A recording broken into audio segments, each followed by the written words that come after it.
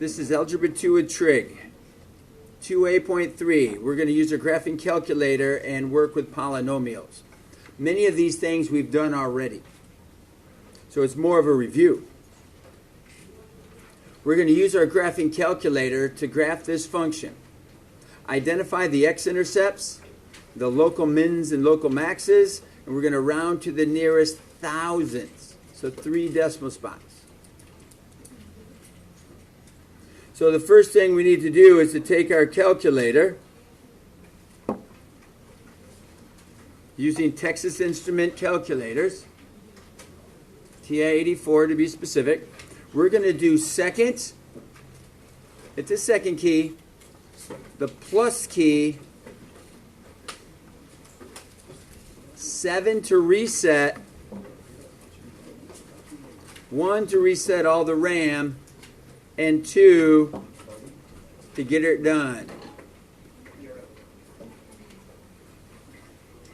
Second plus 712. What that does is it resets our calculator so that we don't have anything in the y equals, we don't have anything in the stats. We'll get a lot less errors this way. We're all starting from the same spot.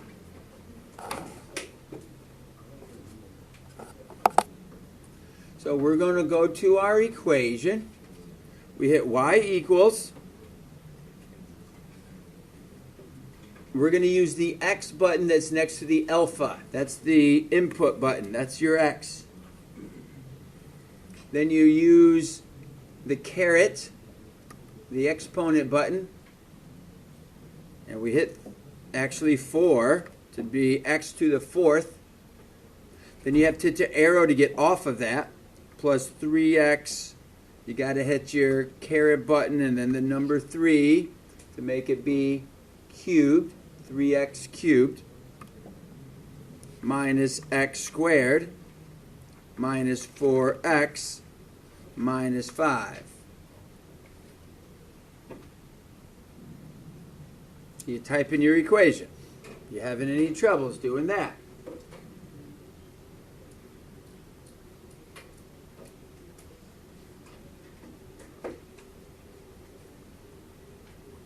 Now we hit graph, and you're going to see the same graph as what's on your paper.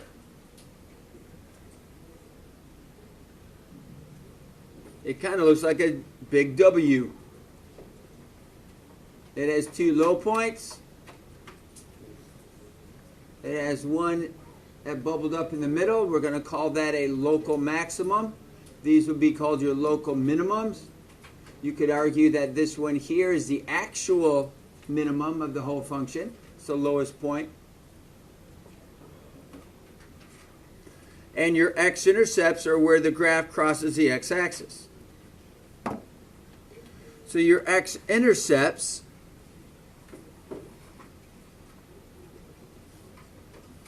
are right there and right there. They're crossing the x-axis in 2 spots. So we're going to figure out where those spots specifically are.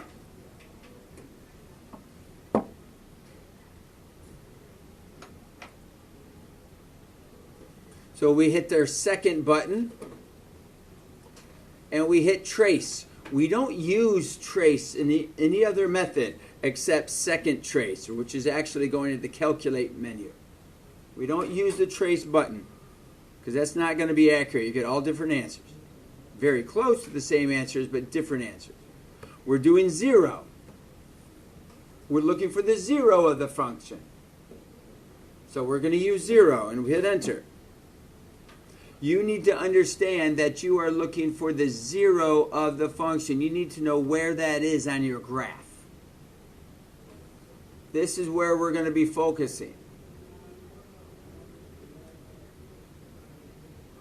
So I'm going to take my cursor by hitting my arrows.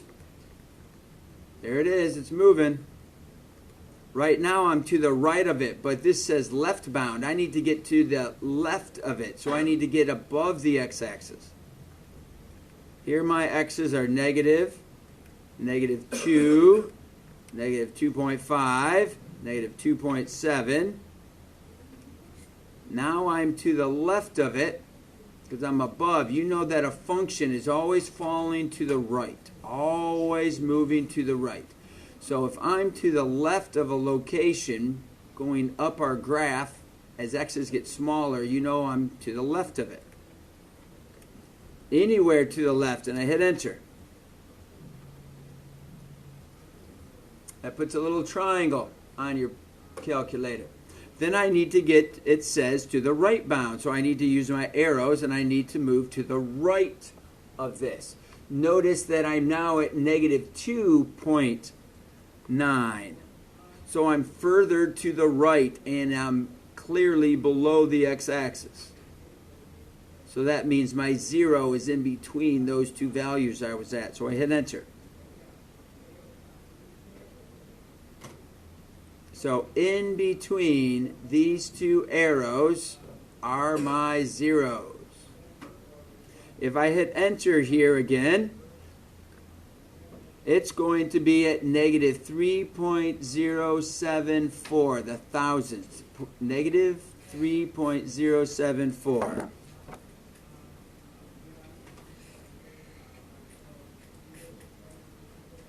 That is my x-intercept. Now you should be able to get another x-intercept doing the exact same thing. Second trace. You can hit the number 2 for 0.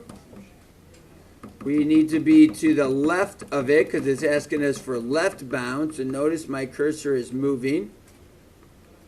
I'm now to the left of my intercept. Move it to the right. I can go there. I can go there. It doesn't matter where I go. I'm to the right of my x-intercept. And I can just hit enter. And there's my next point. Did you get 1.422, comma 0?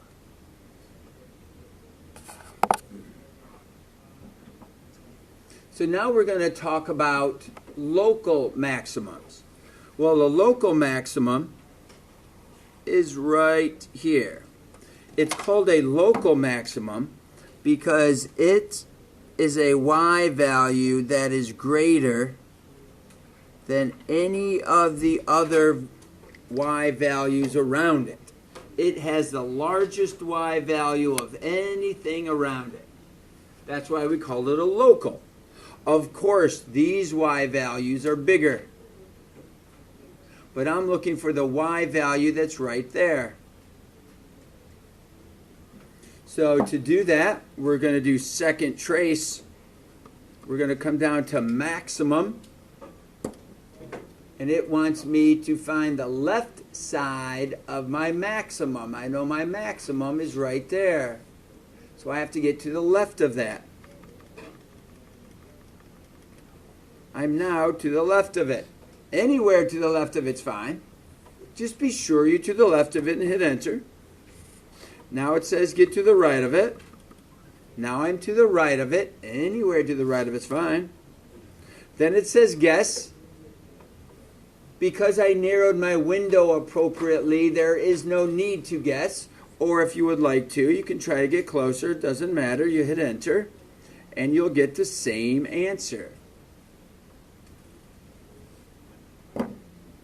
We have a local maximum at negative 0.650 and negative 3.468.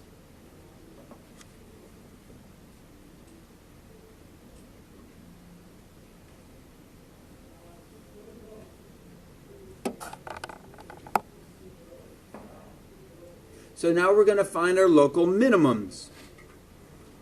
We have a local minimum here, and we have a local minimum here. This is actually the real minimum, but we'll still just consider it our minimums that we're looking for. When we're looking for our local minimums, do we have to find both or just the one that's the lowest? So we're going to find both of these. Minimum. I have to be to the left of it. I am to the left of it currently, so I hit enter.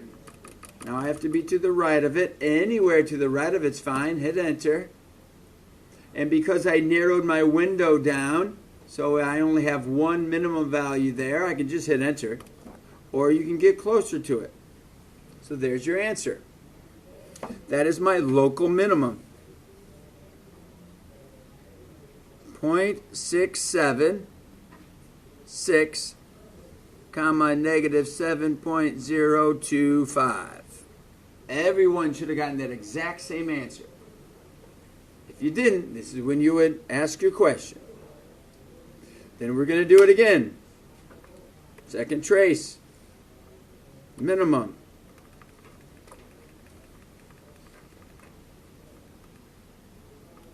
Left bound. I could change my window so we could see it a little better, but I just need to be sure I'm to the left. I just need to be sure I'm to the right. Now I guess if you want to move your cursor so it gets closer to it and hit enter, there's your 0. Negative 2.277, negative 9.612.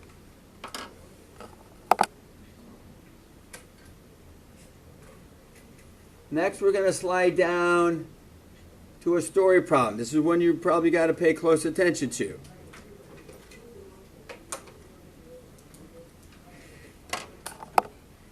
So what we have is a piece of cardboard. Just like that. You're making a rectangular box out of a 12 by 15 piece of cardboard. This is going to be your 15. This is going to be your 12. 12 by 15. The box will be formed by making cuts shown in the diagram. Here are your cuts. By folding up the sides. So what we're going to do is measure out the square on the side, and its dimension is going to be x by x. And we're going to cut that out.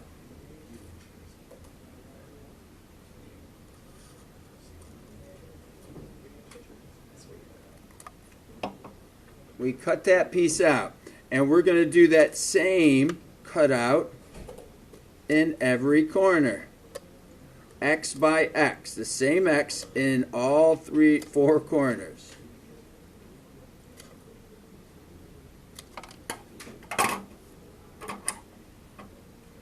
Now it looks just like this one. Those corners are cut out. So, if I fold up the sides like it says,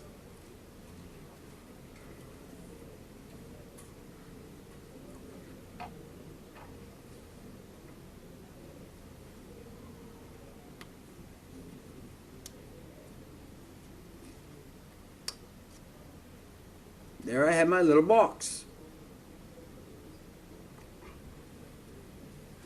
What are my dimensions? What's my dimension all the way across? If it was 15 to get way out here, and it was x on that side and x on this side, and I folded up both of those sides, what's the dimension of the box now? What's the distance from here to there?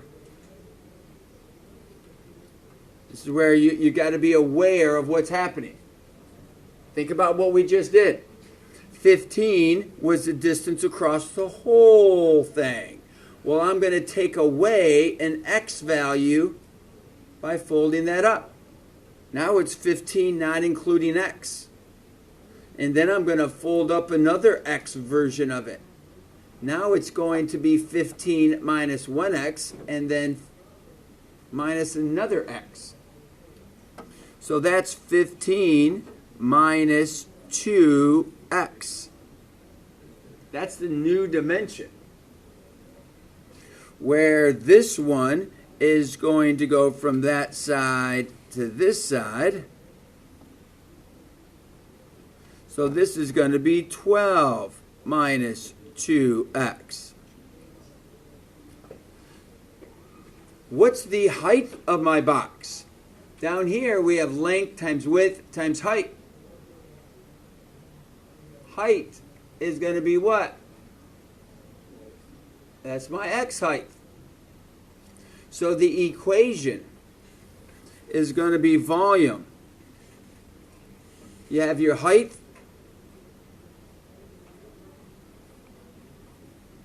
and your length and width.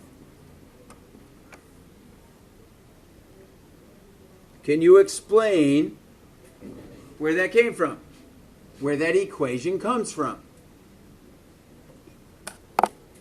So, how long should the cuts be? So we're going to take our calculator.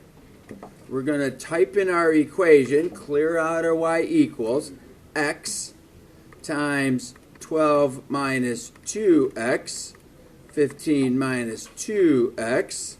You type your equation in.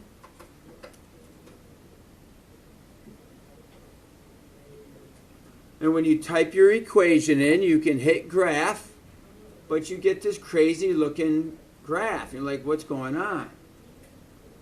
Something must be wrong. Well, what might be helpful for you is if you look at your table, second graph takes you to the table, and you'll notice that near 2, we get up to 176. So my graph might be above 176. So I'm going to go to Window and be sure that I can look up higher than 176. Let's go to 200 and do it. Then you're going to see something that looks much more familiar. There's your graph. This is a cubic. We're not surprised this is cubic. 1 degree, 2 degree, 3 degree. It's a third degree. And we're looking for this value right here as a local maximum. So, second trace, looking for your maximum. I need to be to the left of it. I need to be to the right of it. And I need to hit enter. And it tells me that at 2.21,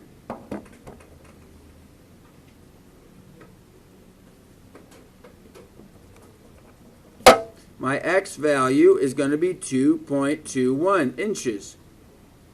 That is what the cuts should be. The maximum value, the maximum volume is the highest point. It's 177.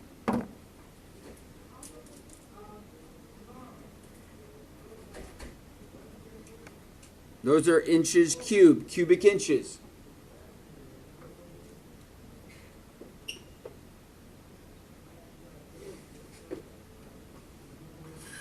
What are the dimensions? Well, the dimensions have to do with your x at 2.21. So we know the height is pretty easy. That's 2.21. Your length, doesn't matter which one you want to call length, but 12 minus 2 times 2.21. And your width, 15 minus 2 times 2.21.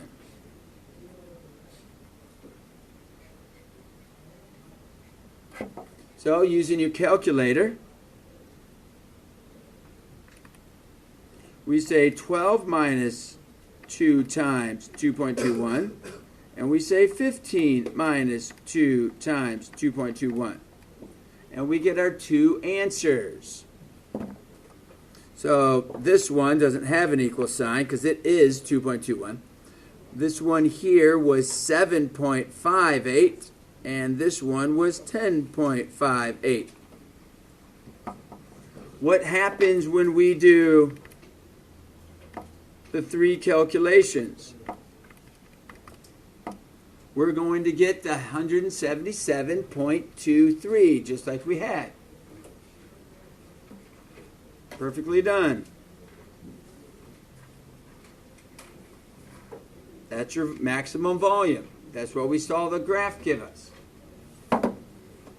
For the last question,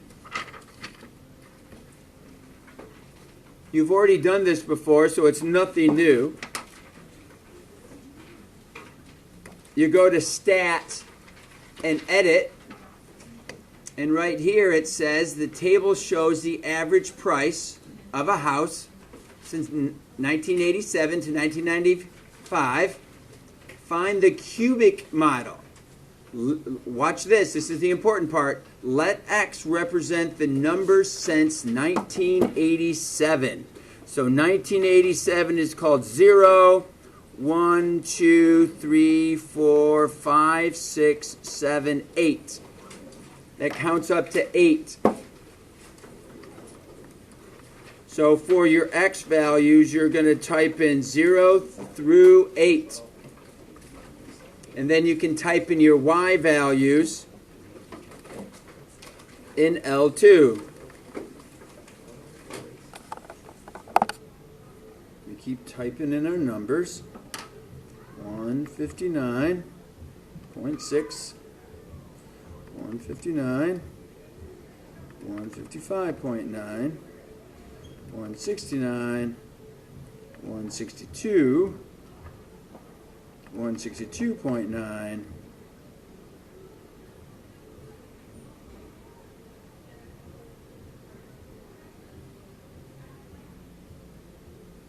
well, hang on. We got to be sure we typed them in there right. 9, 162.9,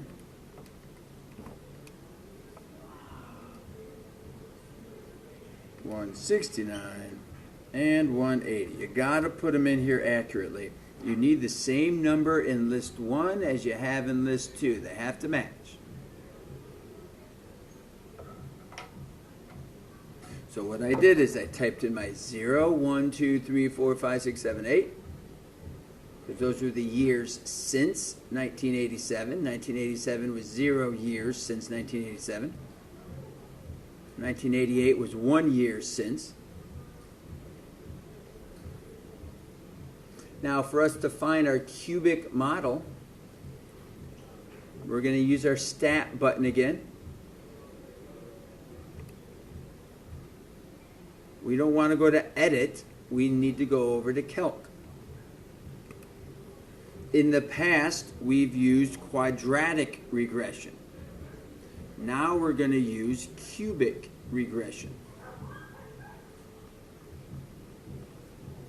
You can hit the number 6 or you can arrow down to the cubic and hit Enter.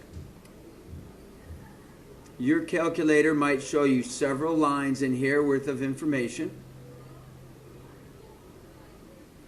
You can scroll down to calculate, or if your screen looks like mine, you can hit Enter. And these are your A, B, C, and D for your equation. AX cubed plus BX squared plus CX plus D. A, B, C, and D. You can now write your equation out.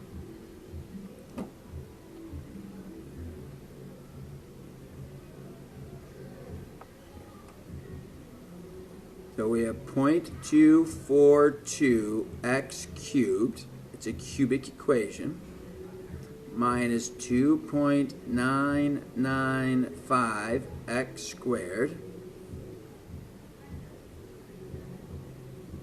plus 13.454x,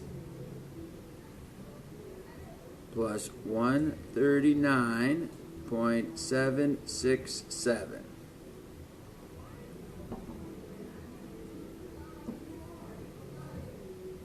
So there's your equation that represents a cubic equation that best goes through this data.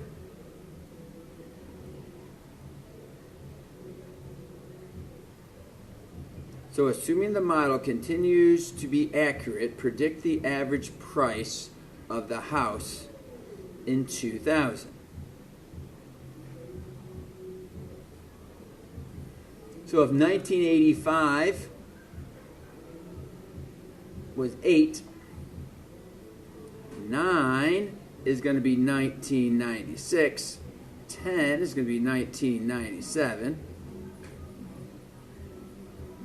11 is going to be 1998. 12 is going to be 1999. And the year 2000 is going to be when X is 13. So we'll go to table and look when X is 13.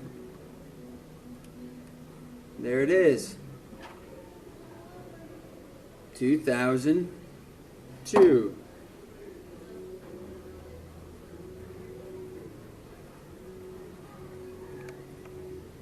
So that's going to be 200,200.